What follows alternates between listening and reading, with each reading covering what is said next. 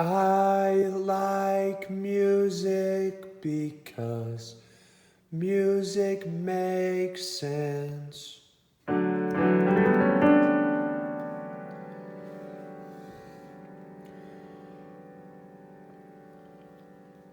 I cheated sometimes in school, but got through because I had smart friends.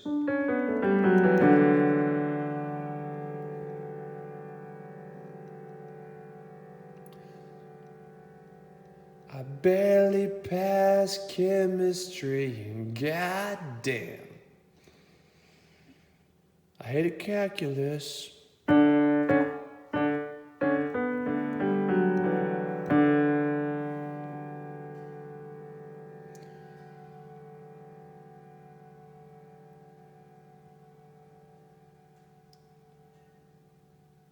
But in the short time it took me to eat my eggs at Waffle House, well,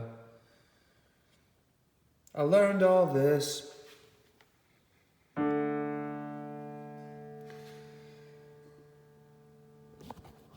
See, we're in the key of D major. And as you may have noticed, the notes in our D major scale are D, E, F sharp, and G, A, B, C sharp, and D. The most important things you're gonna wanna know is there's two sharps, F sharp and C sharp. Now it's not a bad start to just memorize the notes I just said, but can you tell me what they were? Can you repeat them back to me, back to me? I bet you can't, but I know you can count to 7. Unless you're stupid as fuck, then you might not be able to count to 7. But if you can, music theory is really fun because obviously the notes are going to vary between different major scales, but the correlation will never vary. So my D's are 1, my E's are 2, F sharp's a 3, G's a 4, on and on, A is 5, 6, 7. And now, if I wanted to write music or something, it might be beneficial to know which of these notes or corresponding numbers to each note in my D major scale are which chord. Is it a minor, major, diminished chord? Well, the D, as you'll see, is always gonna be a major.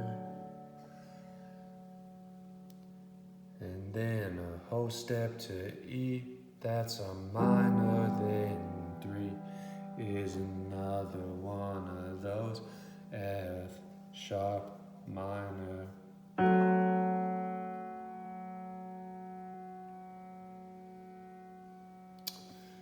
And the 4, that's another major, so a 5 and 6. Shit. 6 is a minor. And the 7th is going to be diminished. So our C sharp is our 7th of the D major scale, so it's going to be diminished.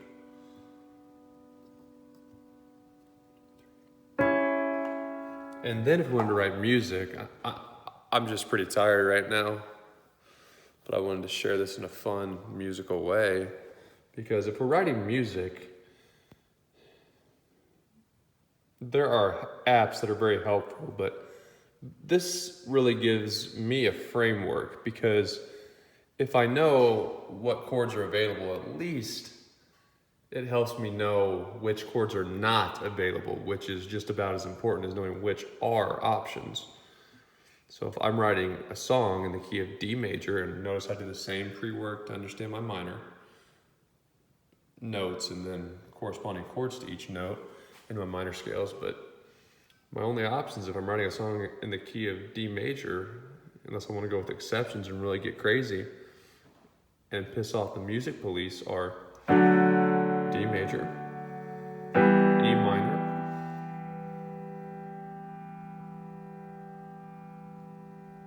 there we go, that was right, F sharp minor, G major, A major, B minor, or C sharp diminished. How fun is music theory? It's really fun. And I just wrote a Facebook post. You know why I love music theory? Same reason I love chess. Because I'm never going to fully understand it. No one is. I forgot the YouTuber's name, but I subscribed to his channel because it was fascinating. But he had like giant, like part of this wall-sized poster board just filled with a guitar fretboard and then a lot of dots on it. Because I just chose to understand the major and minor scale, and I could do the diminished without too much trouble because I'm kind of familiar. But then you get into pentatonics, you get into different crazy variations of scales, and then you'd have to understand this type of stuff for every single one of them, and then learn to apply it.